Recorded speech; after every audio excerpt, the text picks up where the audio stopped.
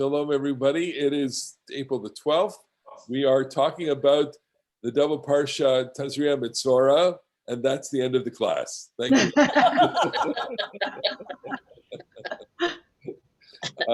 And I say this, jokingly because I avoid talking about it every year. I try to invite a scholar to come, a guest to come and give a presentation on something totally different every year, because it's very difficult to talk about. They're very, very difficult parshas to talk about.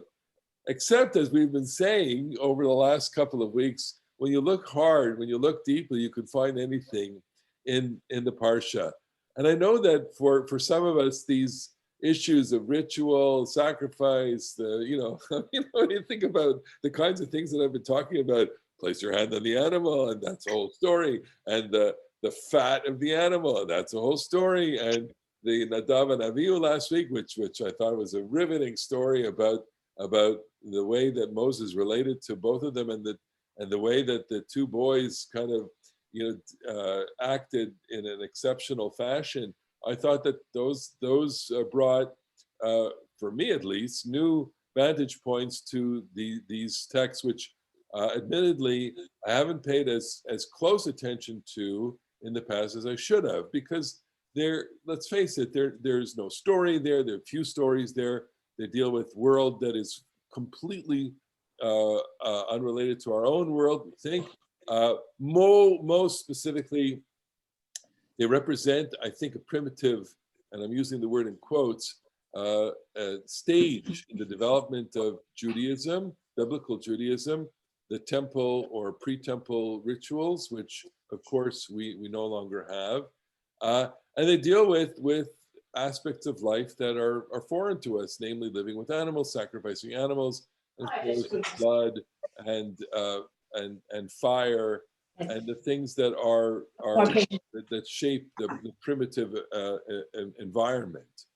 So naturally, when we get to things like scale disease, or what we're calling leprosy, even though we don't mean leprosy, and the purification rituals around that, we just want to kind of delete this passage, and I, as I say, I have it's a great Shabbat to have a scholar in residence who could talk about the history of Mesopotamian Jewry or something like that, or Andalusia or something like that, because something that's totally unrelated to kind of take us off. But we're here, and I gave myself the challenge of finding something, and I did find something.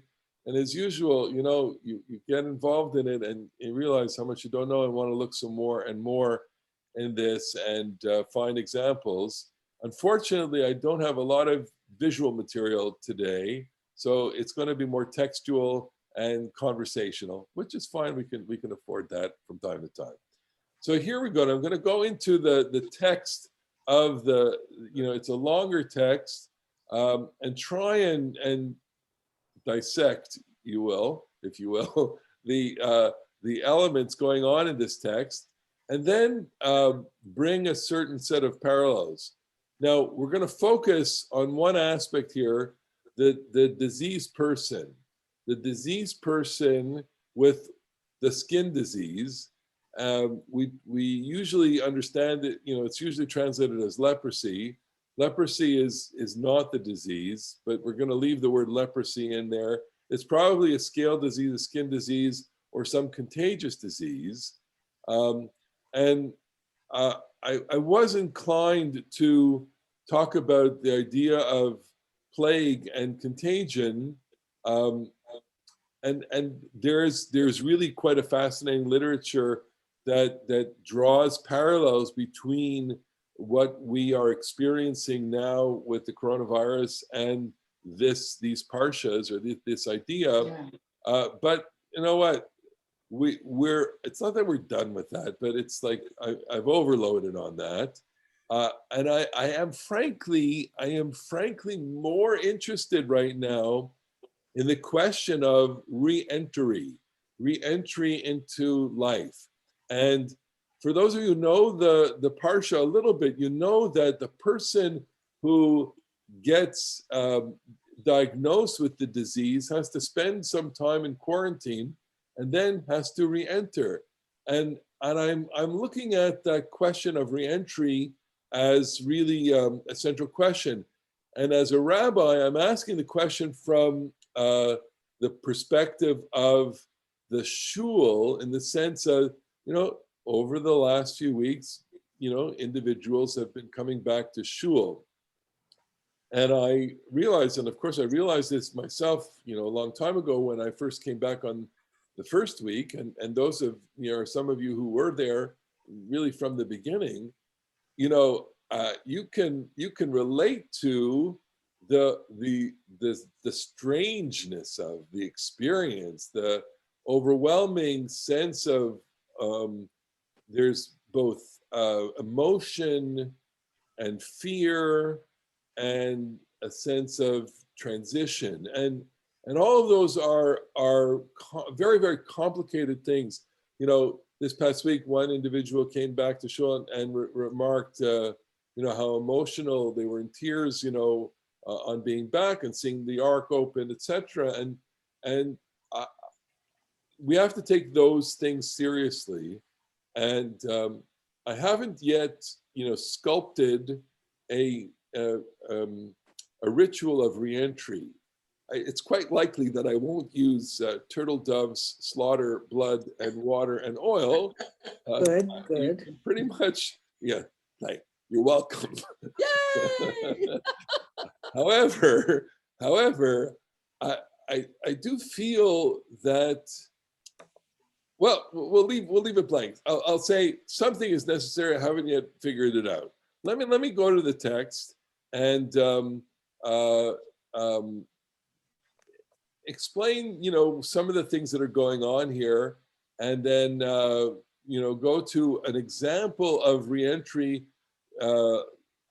experiences, and maybe from that try and extrapolate from that to our present situation. So while I'm not going to take a really granular look at the disease and the ritual in a way that I have been used to over the last while, it's frankly it's a little too complicated even for me to get into that granular detail. There are just a lot of things going on there, and it really requires quite a lengthy study. But I think to give broad strokes to this, and to try and examine what's going on here, I think will be very valuable for us. So with no further ado, I'm going to share the screen on the text here.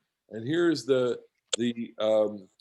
is Adam Kiyeh, or this is the passage after about the woman in childbirth, which you'll forgive me, I'm not dealing with in this class, but I'm dealing with the person has this eruption on his skin. So I'm going to read mostly from the English translation, but it's nice in Hebrew again. Adam kihiyeh be'or bisaro. When a person has on the skin of his body a swelling, a rash, or a discoloration, is going to make it big for everyone, a discoloration, and it develops into a scaly affection on the skin of his body, it shall be reported to Aaron the priest or to one of his sons, the priests. Okay, so I'm thinking already this kind of looks like eczema or psoriasis or some kind of scale affliction and skin disease. I have a good friend who's a dermatologist, but I've listened to dermatology lecturers, and what is so amazing about dermatology is it's so visual. What's his name? There's Mark Podwall. Are you familiar with the name Mark Podwall? He illustrates, he's illustrated a couple of Elie Wiesel's books, Elie Wiesel's Haggadah, and he illustrated recently a book of translations of Heinrich Heine's poetry. Heinrich Heine was a German poet of Jewish origin who converted to Christianity and later regretted it, but has a set of poetry in German on Jewish themes, and Podwall illustrated it, and he's a skin doctor. And I was at a lecture of his, and I asked him, we asked him why is it that, how do you get from being a dermatologist to an artist? And he said, dermatology is the most visual of the medical sciences because you have to carefully examine the specifics of the skin, both in terms of shape, color, and other kinds of things. It might be, I think you could probably argue that, people who look at cells might, view themselves as the most skilled visual. But dermatology, since you are interacting with people, etc. Anyway, so Moses, so Aaron is a kind of dermatologist here. You bring your skin to Aaron. It shall be reported to Aaron, the priest, or to one of his sons. So already we're getting the indication that the Aaron and the sins function in this quasi-medical role. The priest shall examine the affection on the skin of his body. And then now we have the specific symptomology. If hair in the affected patch is turned white and the affection appears to be deeper than the skin of his body, it is a leprous affection. So we get a name of it. And I just go to the Hebrew. וראה הכהן את הנגע באור הבשר ושיער בנגע הפך לבן ומראה הנגע עמוק מאור בשרו nega tzara'at. So the idea that we name it is actually quite significant. And the fact that it's called a nega is also important. Nega means to be touched by, and that the idea of nega being touched, afflicted, is rooted in the idea of disease. But one of the themes in the scholarly literature examining this text is that we have removed the demonic element from the disease. What characterizes the Bible in its context, in contrast to all of the other religious systems that existed prior to it and contemporary with it, is the non-magical nature of it. It demythologizes disease and it monotheizes all of disease. That is to say, there's only one source for everything in the world, and that's God. And there's one God, and there's no magic, and there's no demon, and there's no nothing. And that yet the people themselves in this primitive society are rooted in a cultures around that's around them that very much believe in magic and very much are prone to trying to explain things like disease in the most elemental magical ways. Okay, so the Kohen names it. When the priest sees it, he pronounces him unclean. He gives a pronouncement of unclean. Now, the word unclean here, as it is almost everywhere, is not like you're dirty. Unclean in the biblical system is a statement of access to the sanctuary, and it exists within a whole system of attraction and repulsion of the divine. That is, the divine is connected to the people mostly when they are in a pure state. And purity, certainly as we're going to see in the coming Parasha, is not only connected to your physical state, but it's also to your moral state.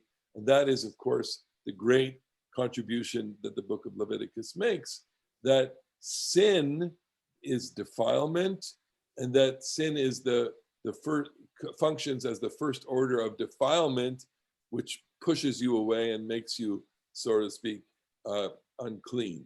Go ahead, Marlene. So then are you equating somehow sin with disease? It's a good question, and it's a trap that we can fall into very easily. And you find this tension within the literature altogether, and I'm sure you're familiar with the idea that the leprosy disease, the tzara'at disease in the tradition, is associated with Lashon Hara, and that's what you get when you speak Lashon Hara. But very important to note at least in these texts, not as in the other texts. And I'm going to, for the sake and purpose of this conversation, distinguish between the texts that emerge from the Kohanim and are found in Leviticus, as opposed to the text that we see with Miriam and the tzara'at. Miriam speaking about Moses. These texts don't use causality. They don't talk about causality. They But they something makes you unclean. right. But in their world, what I think we can appreciate about this world is something that every single one of us can appreciate, in general, about disease, especially things like, the virus and other diseases, which is, we can't explain these things. This happened, okay? Now we can explain contagion, because we were in contact with someone. We couldn't take, we can, the theory about the coronavirus is that it emerged from the wet markets of Wuhan, China, or from a lab, okay? And it spilled into the population and then went wild.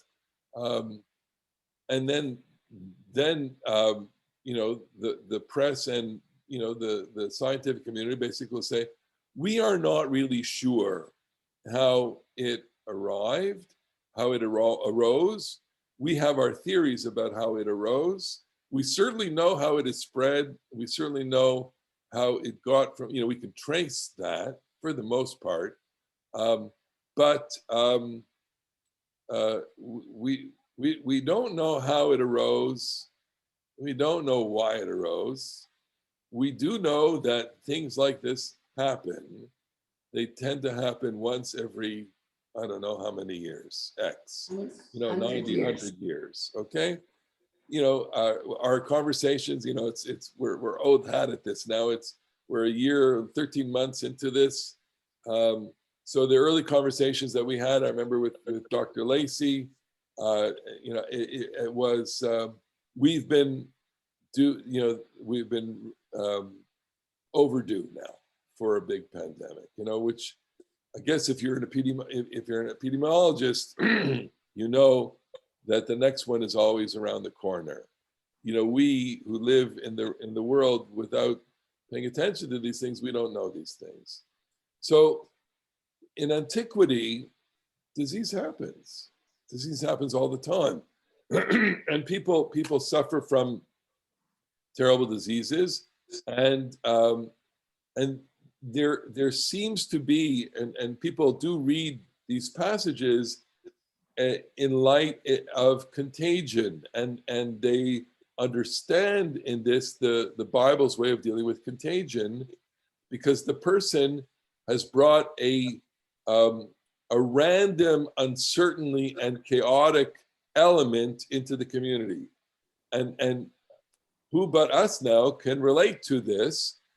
A random and dangerous element has been brought into all our communities, and we have all had to readjust to that.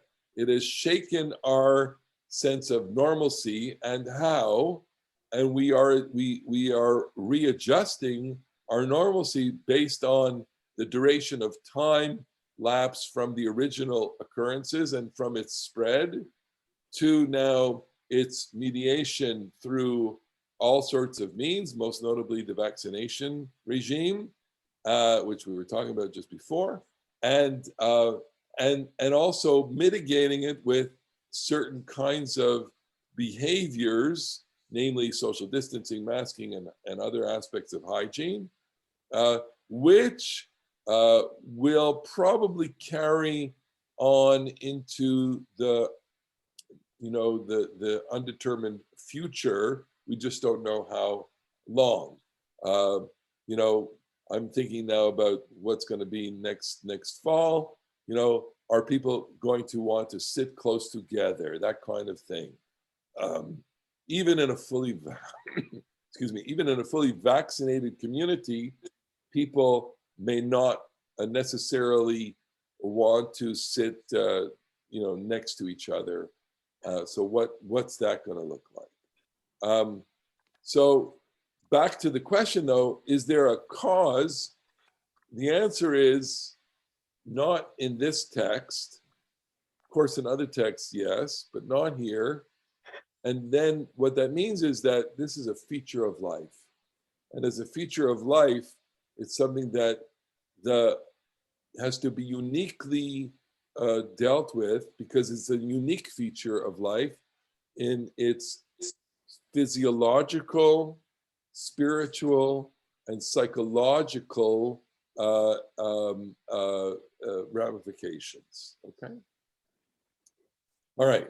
So here he goes into some of the symptoms. But if it's a white discoloration on the skin of his body, he shall be isolated, the person, for 7 days. So the person goes into a quarantine.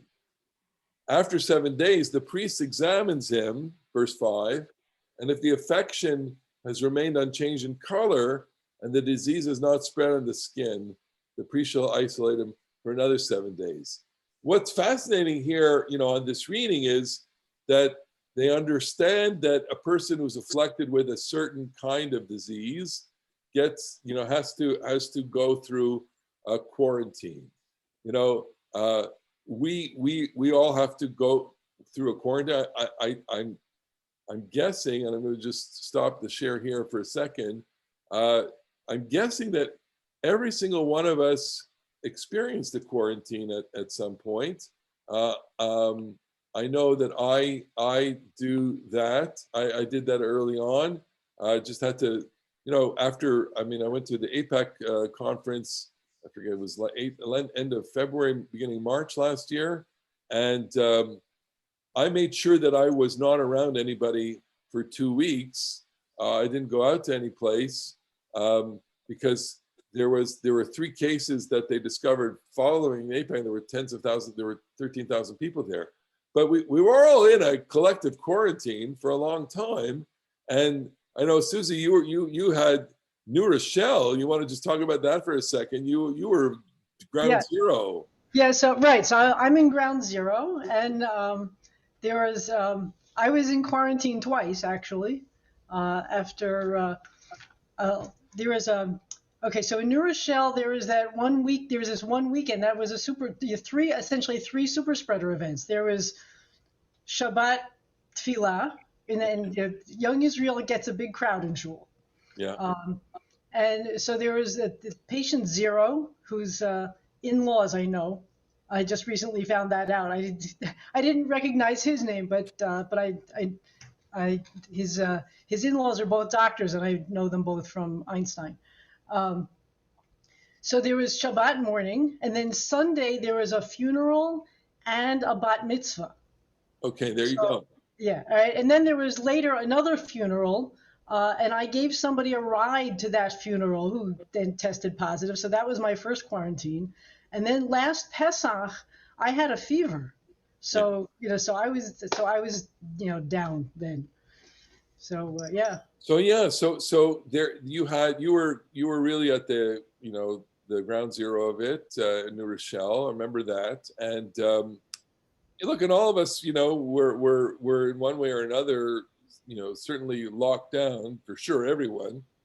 Quarantine, whether we had contact or didn't have contact or thought we had contact, we all had to spend some time spending time away from people. And so, on the physiological level, we understand, of course, that quarantine means that you are less likely to spread the disease to anybody if you're not in contact with it. Just makes normal sense.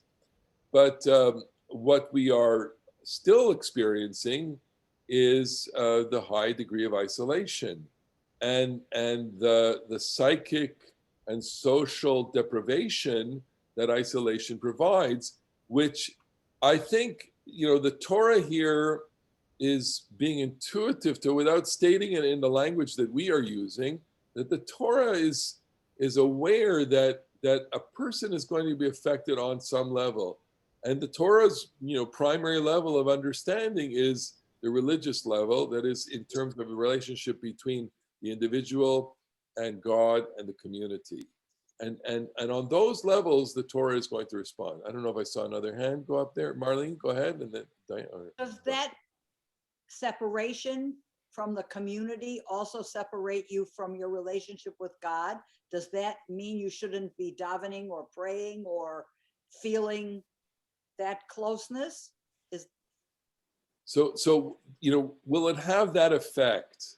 So of course, in the Bible, they don't have that kind of ritual set up where you're davening daily.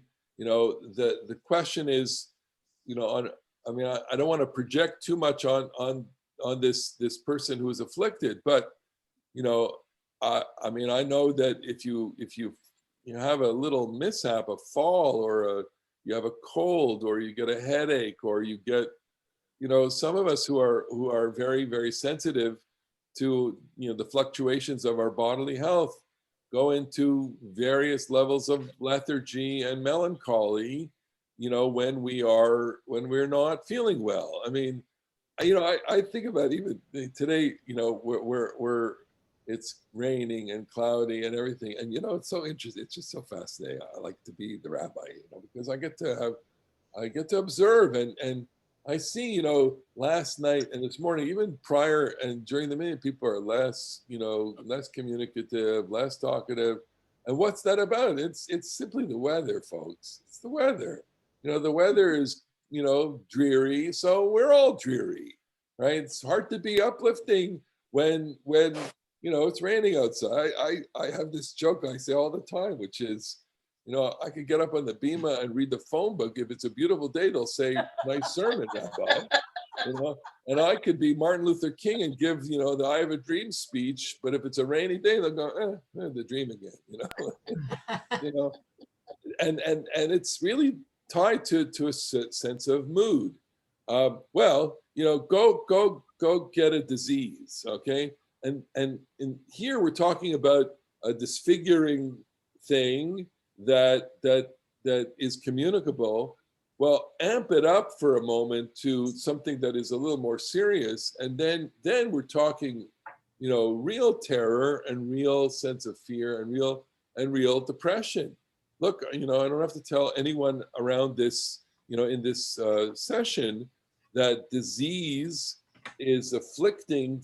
You have to be a very hardy person in order not to get some kind of depression when you have a disease or when you experience something. Even people who have something like a car accident, one of the things that they tell you to do if your car, even if it's in a moderate accident, is just be aware that you may feel a little low, you may get a little down, right?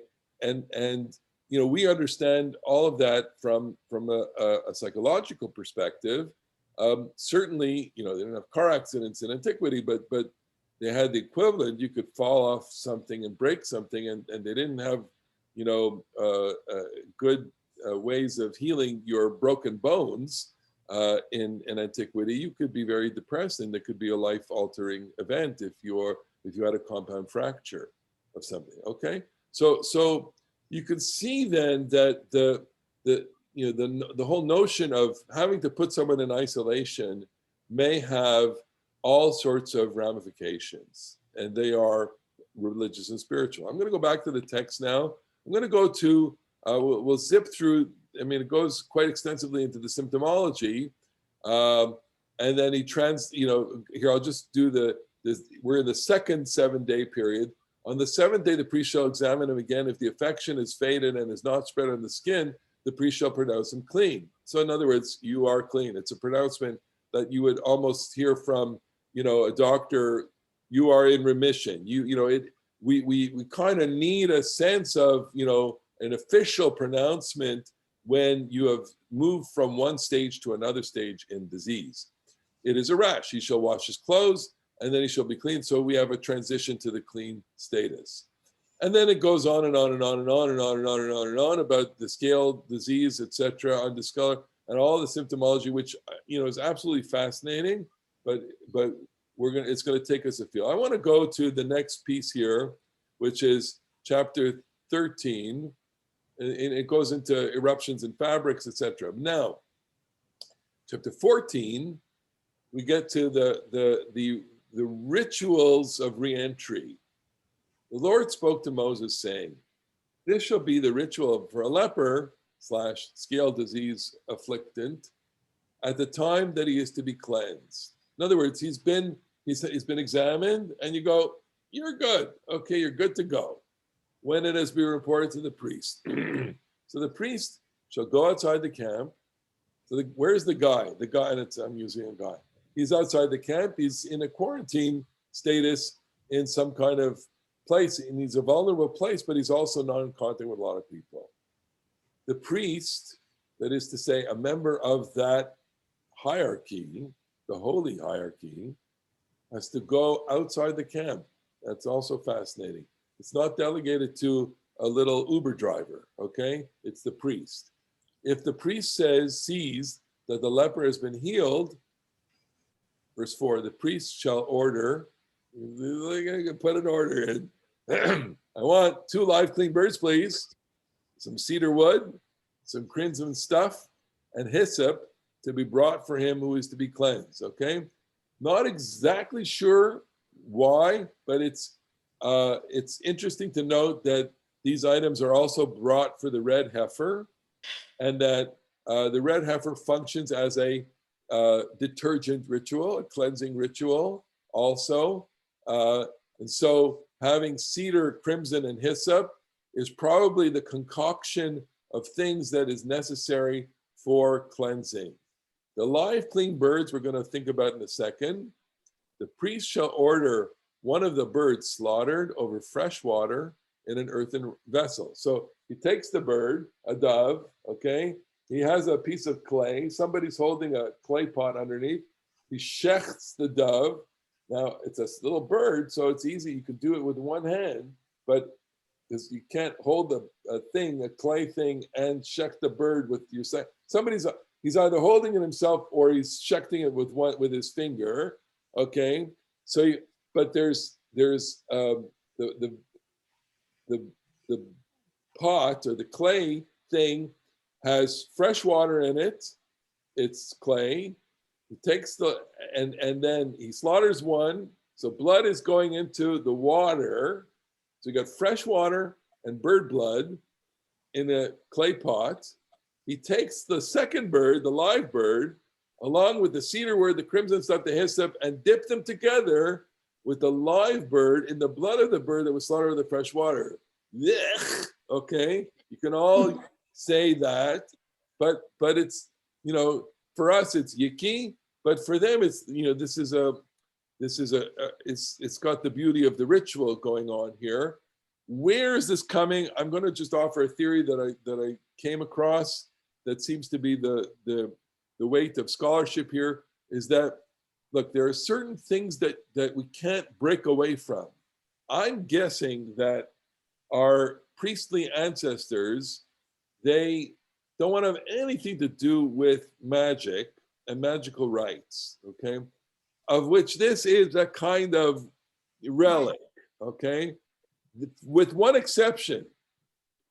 If you look at all the other rites that involves things like this, they involve incantations and invocations of spirits and all sorts of there's more, more colorful things going on there, and a lot of heavy duty, magic symbolism going on.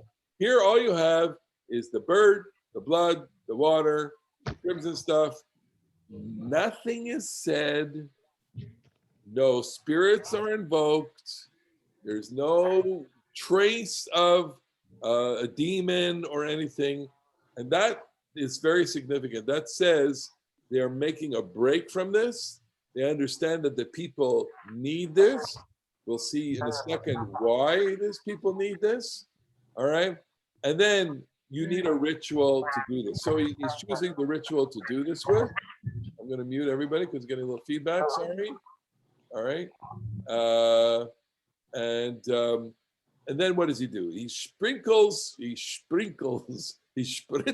the person 7 times. He takes the blood water mixture on him who is to be cleansed. on the eruption. And so he goes, ting, ting, ting, ting, ting, ting, 7. And then he sets the bird free in the open country, meaning the bird takes away with him, okay? That's just a little bit of magic going. The one who is to be cleansed shall wash his clothes. Why should he wash his clothes? Well, it appears to me, one reason is because he's full of disease. The second reason, he just got spritzed with blood water, okay? So he washes his clothes, and then he's clean, and then he may enter the camp. And he must, but he still, there's one little thing. He has to remain out of his tent 7 days. On the 7th day, takes a shave, goes to get a haircut, even the eyebrows. When he shaved off his hair, he shall wash his clothes, bathe his body, and then he shall be clean. Okay, so I'm not sure exactly how to understand that. And I do have this slight problem with the fact that we do have a prohibition against shaving with a razor, and they're not shaving him with a scissors. So there is an exception, obviously, to shaving, which is most on. If you're in normal health, you're not allowed to shave. But if you're going through a ritual, you need to have a shave. So why would you need to have a shave? Why would you need to have a full haircut and the eyebrows? I'm guessing because as anyone here who has ever experienced having a haircut, you feel good. I mean, I know how I feel after a haircut. You know, you feel like you can have a new start. Hair has enormous symbolism. Shaving hair has enormous symbolism, and it may mean a kind of rebirth. I'm just kind of saying I need to really look at the scholarship on this, but the sense I'm getting is that, you know, when you're born, you're kind of bald, although some babies come out with a full head of hair, but you know, there's newness to being shaven. Okay. Not a guard against contagion. I'm sorry. It's not a guard against contagion. Absolutely. Also a direction I would go into in understanding it, but as usual, rituals can convey many meanings at the same time. And then go ahead. So I always read this and thought to myself, they have to do all that shaving to be assured that there's nothing hidden under the hair. Because we all know, I mean, if you ever go to a dermatologist for a body check for everything, they look in your scalp. They check. So your hair could certainly be hiding something still. There'd still be remnants. I think that's a very good explanation. I'll put that in the list. Good enough, Bob. One creative interpretation I found with regard to the birds was that the birds twitter, just like with Lashana Hara, and that the cedar wood is the tallest tree, haughtiness, and that this is sort of a recognition that one needs to lower oneself, and the hyssop and the beetle, you know, from that represent being close to the ground. And so it was sort of an interesting interplay of Lashana Hara with that particular thing, and the bird flying off is a reminder that if the person comes back and engages again in this stuff, the bird will revisit. So all of these are lovely, and you know, they just tell us that with any symbol whose direct, you know, correlation is really not known, not understood, we can obviously supply a whole matrix of meanings. And that's the beauty of symbols. You know, take matzah, for example, take wine, take, you know, anything that we just experienced at Passover.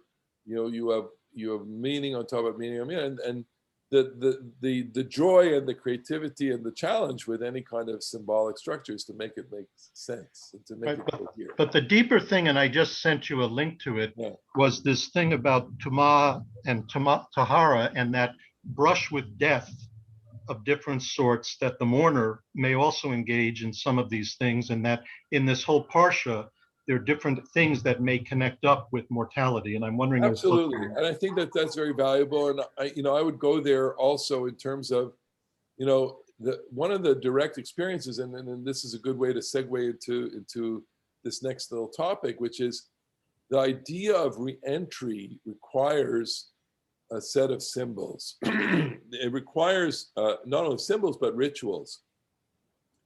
And here, I think on the deepest level, what's happening is the person has been outcast. Okay, so what do you do with a person who's been outcast? And how do you welcome them back into the community? Which goes back to my first question, which is, here we are, we're experiencing the return to community life. How do you reflect that? How do you reaccomplish that and ascertain that? I'll give you just one example. In Israel, they're several weeks, months ahead of us. Okay, my kids are in Israel, the advantage of living in Jerusalem is that you have a whole religious environment outside your window. So for weeks now, my son Yaakov has prayed on his street, okay, which would be the equivalent, and I'm looking, let's say, at Marlene, go on 8th Avenue, and 8th Avenue in Highland Park, North 8th, which has many, many religious people, it would be shut down and everybody would be on a block of 8th Avenue, and you'd have someone popped out of Torah, and someone, daven. And that's the way it happens, and it happened, that way for months. So they were told, you no longer have to be on the street, you can go back. So Yaakov, my son, said, I thought we would have a kind of closing ceremony, but nobody, people suggested, yeah, we should have a kiddush, we should do this, and nobody they had a user group, an email group, and of course everyone said nice idea, but nobody carried it through, which meant, and I said that's very interesting from a religious anthropological perspective, which means that this will remain unended, that there's no ceremonial closure to that state, and they're gonna, it's not gonna pay a price for it, but it means that it's not demarcated, and that the need is a need for demarcation. So that suggests a lingering anxiety that they may have to return to it. And that, of course, is not something that anybody wants to think about, okay? Better it should be that they never return to it. But one of the things that I'm thinking about, and I see, Diane, you're saying, one of the things I'm thinking about, and I mentioned it Friday night at the Kabbalat Shabbat, is like, okay, so we're doing the Kabbalat Shabbat online, and you know what, folks, it is gonna be a day where we stop doing it, okay? And we're going to have to say goodbye to the online service, okay? As much as we like it, but we've used it as a crutch now or it will become a crutch for people who just simply don't want to be back in shul, and that we're not at that point yet, but it's hopefully we'll get to that point. And then what do you do? Do you just kind of say goodbye, or you just kind of say we're not doing it, or you kind of invoke it, or create a set of anniversaries for it? It's a creative set. Diane, you had a question. Well, that's what I was going to say, is that I think that community that evolved in the street is a very tight, special community. And I don't think that they necessarily want it to end. No, I think they wanted it to end. They just didn't want to pay attention. Yaakov said to me, they were just lazy. They just didn't want to do anything. Oh. They all said to a person, we're fine. We want to go back to our own shuls. Oh, that's interesting. Because yeah. I was going to say, because where we were in a community down in Delray Beach, it involved a spontaneous community that never happened before. And it was very unique and very special. And people are not interested in seeing it end. So that means that you've gone on a different trajectory there, and of course it also means, because you're all transients there, let's face it, you're all, you're not all planted, that you have recreated a kind of pseudo community in the absence of a real community. It's not an accident that would happen among people like yourself who traveled there for a couple of months, 3-4 months, whatever it was, and felt like a connection after all. The habituated presence in that kind of surrounding makes for a new community. All right, let me go to another element here. I'm just going to finish that one off. So he's doing all these different rituals. One more thing, that he slaughters it, but then of course, and I'm skipping, but here for verse 14, the priest shall take, slaughters a lamb, the priest shall take some of the blood of the guilt offering, the priest shall put it on the ridge of the right ear, who is being cleansed, on the thumb and the big toe. Oh my We've gosh. seen that, we saw that with Aaron and his sons. It's an act of consecration and an act of designating the person becomes an altar. And there's a deep, I'm going to take a very one-to-one, equivalency symbolism here, which is that blood is placed on the corners of the altar in order to designate it, which was part of the ritual, is easily the most important part of the biblical ritual of sacrifice. And so here the person becomes not a sacrifice, the person becomes a kind of physical manifestation of the altar. In other words, the person is a holy vessel now.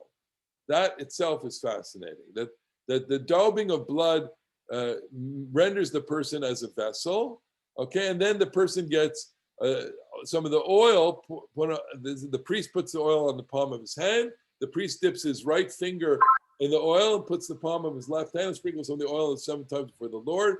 And the oil left in his palm, put on the ridge of the right ear, the thumb, etc. So the guy gets blood and oil on his thumb, ear, and finger and toe.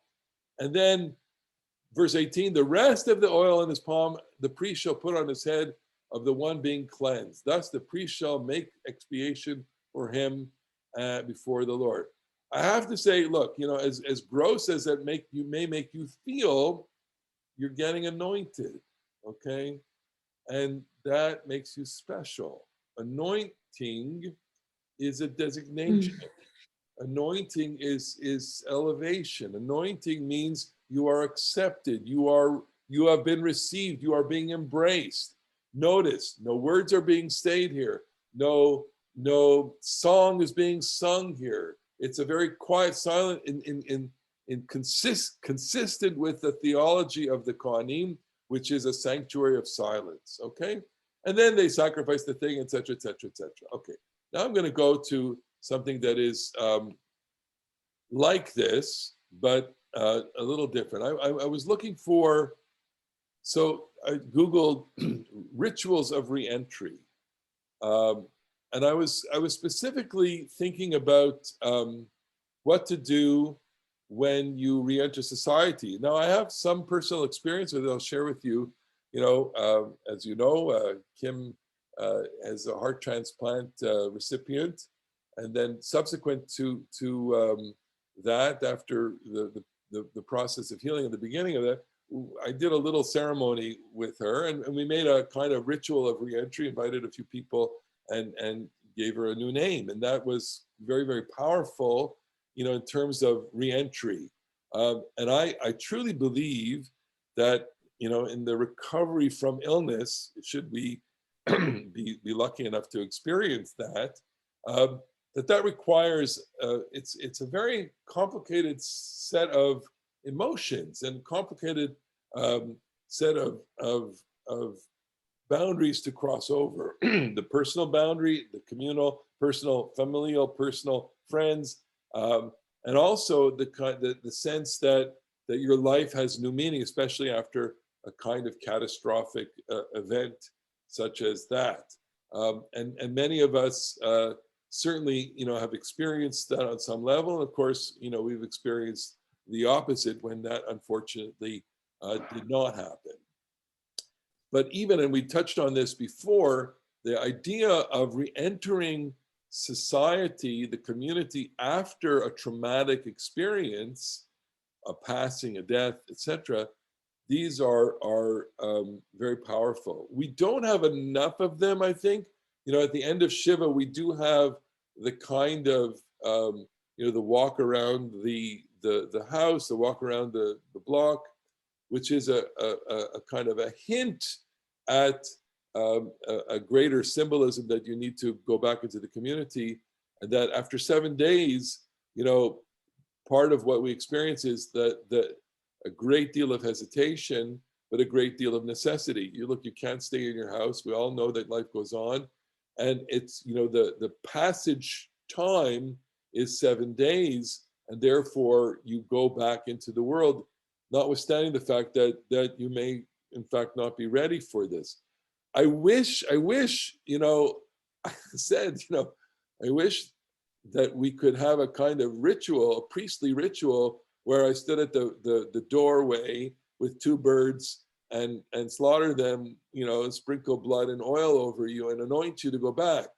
Of course, that would be gross.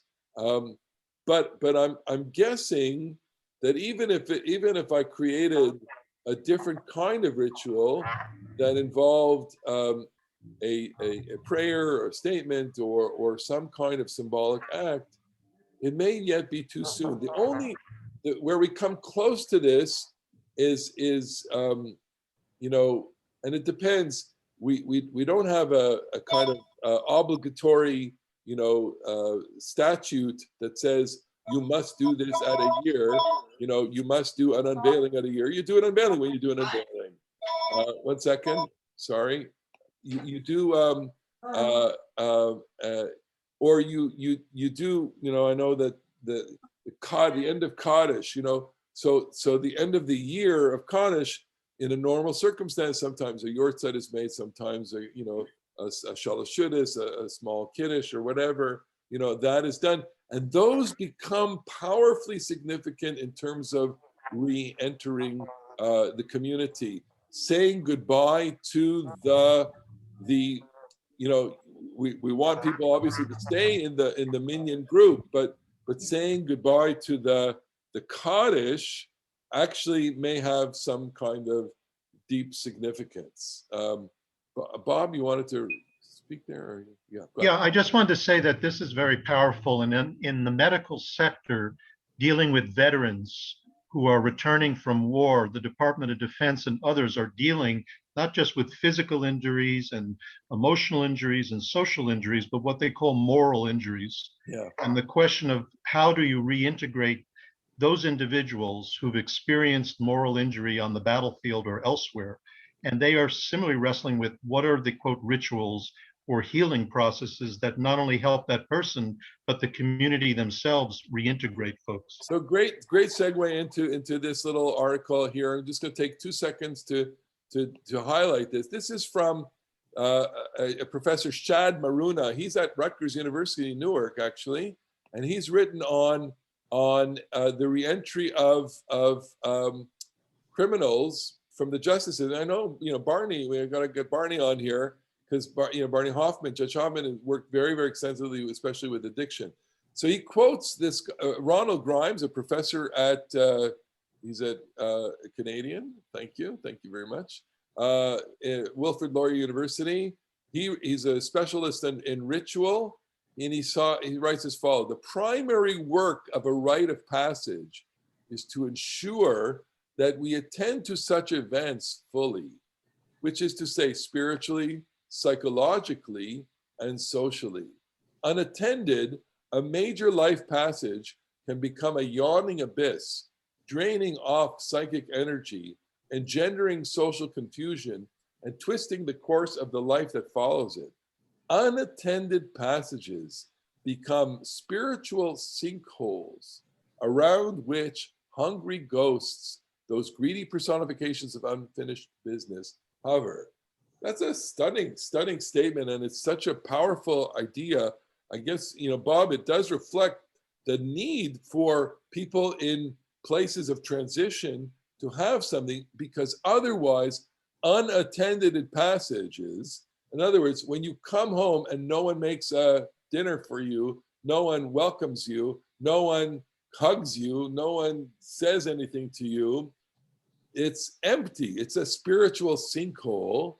And at a spiritual sinkhole, it's going to fester. Hungry ghost, in other words, the personification of unfinished business, you need to deal with it, he's saying. You need to deal with it. And so I'm going to take this paragraph and project it back into the life of the afflicted, person, the person who went through 2 weeks of isolation and disease, has a spiritual condition.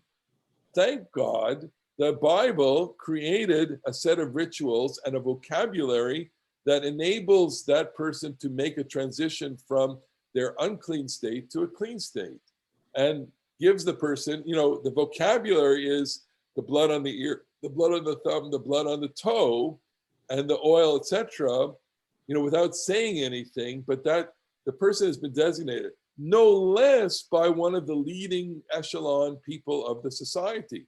Now, they didn't get a kiddush, and they didn't get a an aliyah, okay, but they got what may have been the equivalent of a kiddush and an aliyah in the environment of the sanctuary, which is a ticket. You now can go back to the sanctuary and bring your offering. You can go to the holiest place that you are able to go to as a normal person and offer your sacrifice. What could be better than that? What could be more inclusive than that? Now, for this, for the prisoner who goes back into society, who has had, they've paid their price, they did their crime, they've made their punishment. This guy, Shad Maruna, is saying, what do the rituals need to do? They need to reintegrate. Former outcasts will be welcomed to society. I'm just going to read this, quickly. Reintegration rituals would be repeated if necessary. In other words, you got to go back to this. The force of the ritual requires a repetition, which means, coming back to shul, in our case, after a pandemic, means, being in the circulation of saying hello, and if you are so inclined, receiving an aliyah, a Torah honor of some sort, that I think is going to be very, very essential. Can we get everybody up to the Torah? Probably not. Does everybody want to come to the Torah? Not everyone does. Aside from that, the idea of making, that kind of gesture is going to be obviously very, very significant in the process of reentry. Reintegration rituals would involve community. So here, in the case of the afflicted mitzorah, the person afflicted, that individual is experiencing community vicariously through the language of the symbols and also the sanctuary. Having approached the sanctuary, he's not alone, he's around people, and the sacrifices are given in a community. The sacrifices that he give are not necessarily edible ones. However, you would guess that he's gonna have something to eat there too. I'm gonna just read this. Rituals work on two levels. They are thought to influence not just participants, but also their wider audiences. Indeed, as with funerals and the punishment ritual, the audience and not the main participant is often thought to be the primary beneficiary of the ritual, which is why, by the way, I always kind of get emphatic about bar mitzvahs. I say you can't have a bar mitzvah in the rabbi's office, and you really shouldn't have a bar mitzvah alone, privately. The significance of a bar mitzvah is not on the bar mitzvah. It's the community. The community is getting something out of it because it gets its sense of its continuity out of it. And that's why these things need to be public, okay? Reintegration rituals would focus on the challenge and achievement, not risk. In other words, you are saying to the person, now you have your life ahead of you. Now you have something to do. Now you have something to overcome, okay? And then reintegration rituals might involve wiping the slate clean, which on some level is happening with this guy. Certainly with the person emerging from prison, they want to feel that they have a clean slate. They know that they haven't. They know that they're always going to carry around the residue of their action because they're always going to face stigma. But wouldn't it be nice if someone who has been incarcerated for, something that you can be atoned for, that you can actually emerge with a clean slate? And there's lots to read. This past week, my colleague Morty Schwartz, Rabbi Schwartz, dearly enjoy his teaching all the time, and he said something which he said before. We had our little thing at Mincha, and he talked the Mishnah, the world of the Mishnah. We tend to underestimate the value of atonement And the presence of the temple in the life of our ancestors was that it offered atonement for people, which is exactly the idea that you can start over again and that you can exist, you could wipe the slate clean. The temple functioned that way, and the rituals functioned in such a way to give people what they needed most, which was a new start after pollution or after infraction or after the sense of sin. Judaism functioned that way with the temple, and you could imagine then the catastrophe when the temple was destroyed.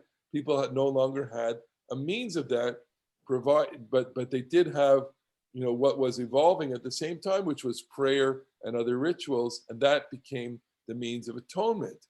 It's interesting where Christianity departed from Judaism, because the early Christians, also had the temple and also had the temple functioning as atonement. But when the temple was destroyed, they didn't have the temple anymore. And what did they have?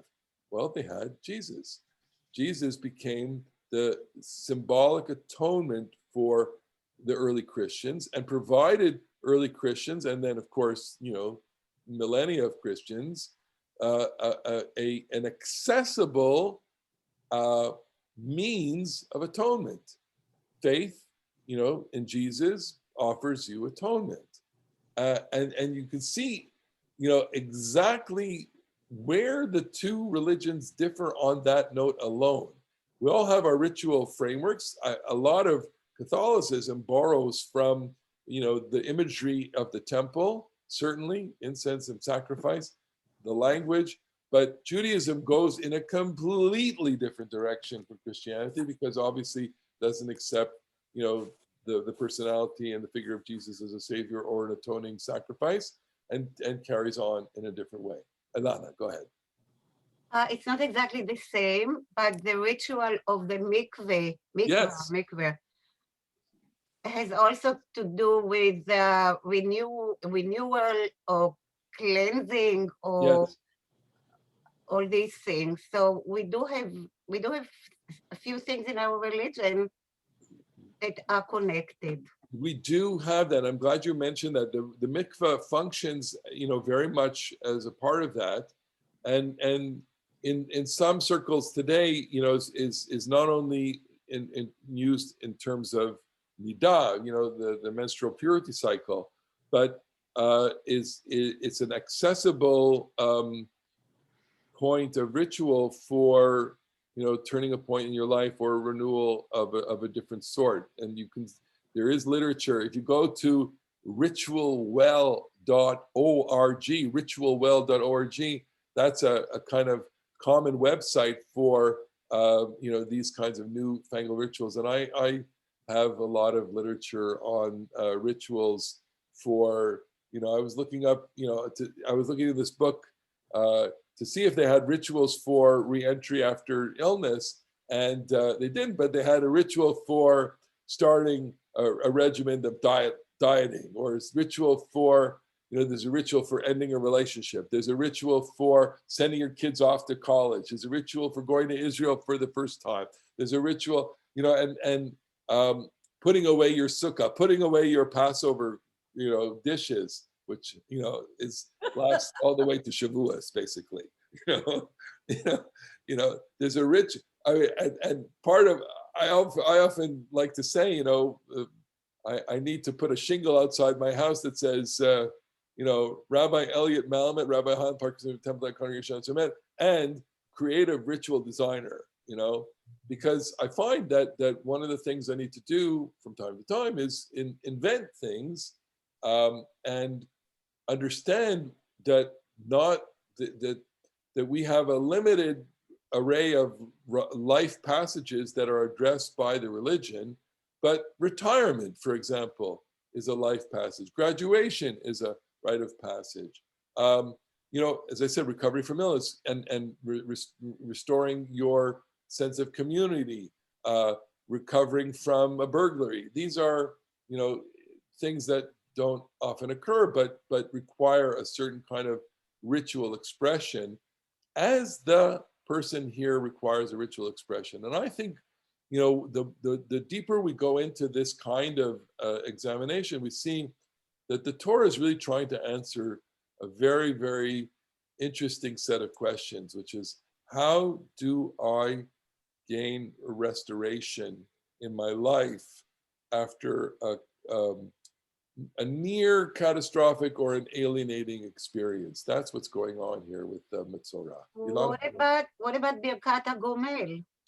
Birkat HaGomel is a perfect example. It's a you know, the recitation of a blessing of thanksgiving upon recovering from an illness or you know, emerging whole from an accident, let's say. Gittel. I for one think you should write a ritual for that walk around the block after Shiva. Indeed, It's indeed. definitely missing. There is Definitely. something missing in Yes, that. yes, you're right. Absolutely. Thought about it. Okay. Bob. Yeah, off this particular topic, the one thing that I continue to be unable to understand is, knowing how long it takes to train to become a dermatologist, Yes. is how did the Kohanim become spiritual dermatologists, garment inspectors, and home inspectors? What was their clientele, and who taught them all of this? So it's a great Did the rabbis question. say anything about that in the Midrash? No, they didn't say any. I don't, at least not to my knowledge, I don't have the familiarity with that. However, what I can tell you is, you know, like anything, it's a family business. I was talking about this with someone recently, you know, how the whole notion of family businesses is gone. You know, the guild society is where information is conveyed to you already when you're a kid. In Jewish life, in contemporary Jewish life, what business is a family business? Well, lots are, but you know what one is particular in at least in Montreal and Toronto was the funeral business, Paperman and Sons, right? So Paperman, you know, was a dynastic business. You know, I mean, it's now in its fourth generation. I doubt it's going to go to a fifth generation because the kids are just not interested in, and the life has been so disrupted. So you have the emergence of a professional funeral arranging, you know, career. But the kids learn. I was, you know, grew up with, I went to camp with one of his sons, and it was, you know, determined at birth, you know, you're going into this business whether you like it or not. You know, this one particularly, he was a very talented artist, but you know, forget art. You're going to be a funeral director, and that's what you're going to be. And he learned the business with, you know, from the moment he knew how to walk, right? Which is, you know, when you are the child of a dermatologist, you see the books all around, you see the atlases all around. You know, it wouldn't surprise me that, I mean, obviously, you know, I wouldn't trust any child to treat me, but it wouldn't surprise me if you know, you heard your parent, your father or your mother on the phone all the time saying, oh, I think that's a case of blank, and I think what you need to do is blank, you know, and go, you know, our dear Eva Stahl was a dermatologist, you know, may she rest in peace. And Eva had some folk remedies and other kinds of things that she used to tell people, especially like about dermatitis and eczema. She said, all you need to do is, you know, rinse your hand. If you rinse the eczema. And she said, go get some Crisco oil. Yes. Go get some Crisco and put it, don't bother going to Rite Aid or the pharmacy to buy a expensive, you know, blocker. Get some Crisco, and every time you you wash your hands, clean them, dry them, and put some Crisco, because the oil functions as the barrier. That was Dr. Eva Stahl, right? She's not the only one. And she's not the only one. Okay, so it means that if you grow up, you know, in the household of a dermatologist, you kind of know that, you know, I'm not going to treat melanoma, but I'm going to treat, you know, contact dermatitis with, you know, keep your hands clean and put a little bit of Crisco on your hands. That's kind of thing, you know. And the same is true with the Kohanim. They grow up learning that, you know, oh yeah, you're curious about the hair and the color and the this and the that. They're going to know this. Of course they're going to know. And they probably didn't have as many lawsuits in those days if they misdiagnosed that, right? Right. I guarantee that that's the case. Yes, yes. But Very is- good. and is there a difference between the personal absolution for whatever your problem is and that public reentry that you were hinting at? Because if when you bench Go Mail, you're saying, oh, thank God in public, I was saved from either a disaster or a disease. You don't want to come up and say, I sinned, but now I'm clean in front of the community. So it depends on the person. You'd be surprised. You'd be surprised how many people have the instinct to want to have that kind of public affirmation. You know, he in the article he gives the example of people who go to Alcoholics Anonymous, AA. You know, and while people who go there don't come back into the public, you know, with that information, their weekly meetings or daily or whatever, however often they go, their weekly meetings, are affirmations in their quest for, you know, absolute. Well, on Friday night, we do turn and welcome the mourners back into the Yes. congregation. Not enough though, Gittel, right? Not enough. It's you know, I agree. There are certain places that we need to expand, you know, in terms of our ritual vocabulary. So there. All Now, right. been back in shul, I don't know what's going to happen. You know, so I need to brainstorm on these rituals with coming back after the you know, Quran. I mean, you know, we'll give people an aliyah, that's for sure. I mean, it's nice, you know. And I've been saying at the end of services, you know, welcome back everybody who's a first timer. You know, it's great to have you back, and that's nice. But it's not a kiddush. So there. All right. Nice to celebrate the first time we can have a kiddush.